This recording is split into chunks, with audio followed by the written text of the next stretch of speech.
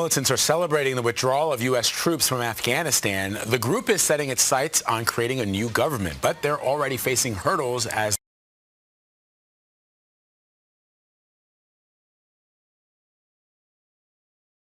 weapons left behind by US forces, while pointing out that they now control more of Afghanistan than they did 20 years ago when the military intervention started. Taliban are claiming that they have now won independence, but there are hugely challenging problems facing the country, the Taliban leadership in particular, as they try to establish some kind of stable government.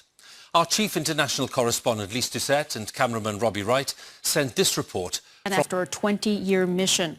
The departure comes after 2 weeks of chaotic and desperate scenes in and around Kabul airport as thousands of foreign nationals and Afghan citizens tried to flee. The Taliban have now taken control of the airport and proclaimed Afghanistan's full independence.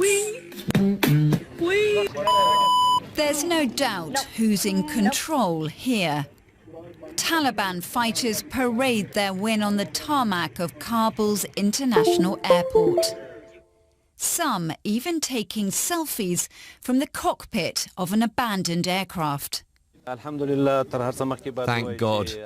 First of all, I would like to say that Afghanistan is finally, in every sense, free and independent. And our forces are controlling the military and civilian parts of the airport. Normal activity of the airport will be started very soon. Close by, military aircraft, some apparently disabled in the rush by American troops to get out of Afghanistan as fast as possible. Just hours earlier, the commander of the 82nd Airborne Division became the last US service member to leave. That prompted celebratory gunfire at the airport to mark the ending of this bitter 20-year war. Thank God that we took our country's independence. All Muslims, all Mujahideen and all Afghanistan people are happy and share the happiness with us.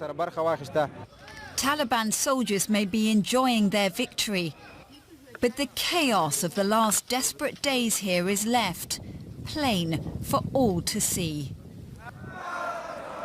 Long queues continue to build up outside Kabul's banks.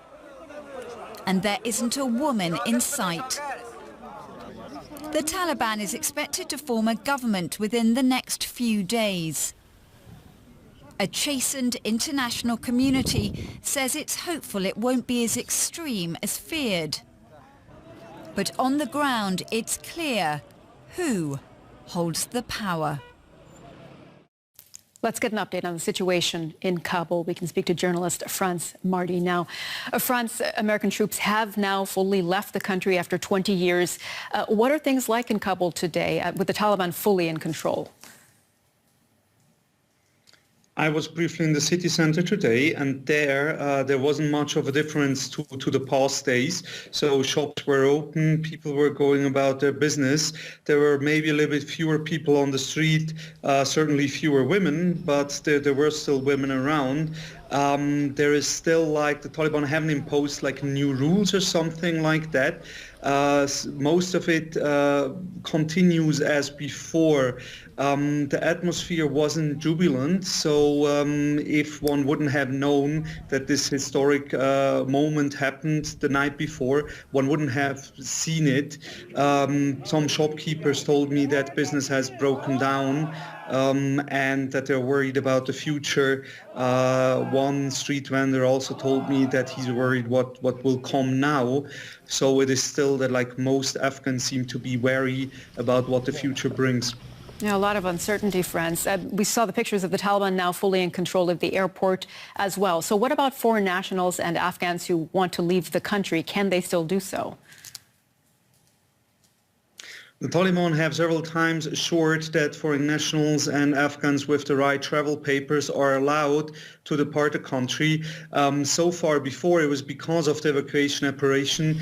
The airport was only operated by these evacuation flights and very restricted to get inside. Now the civilian airport might open sooner than people might have expected.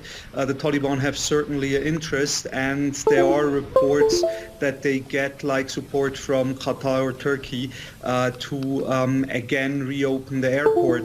How difficult it then will be for foreigners or Afghan nationals to leave remains to be seen. Foreign nationals, probably no big issue because the Taliban don't have an interest to hold them there. Afghans is another story, but one should also keep in mind that the Taliban probably also don't want to have Afghans here that might begin to resist their rule. So like if some Afghans want to leave, the Taliban might not put that great obstacles into their way. Franz, what can we expect from the Taliban now? Will they be able to form a government? Meet the Husk, one of the sharpest and most versatile Japanese. The Taliban are de facto in power. They have, since they entered Kabul, conducted like talks with several politicians that haven't fled the country, reiterated that they want to have an inclusive government, but at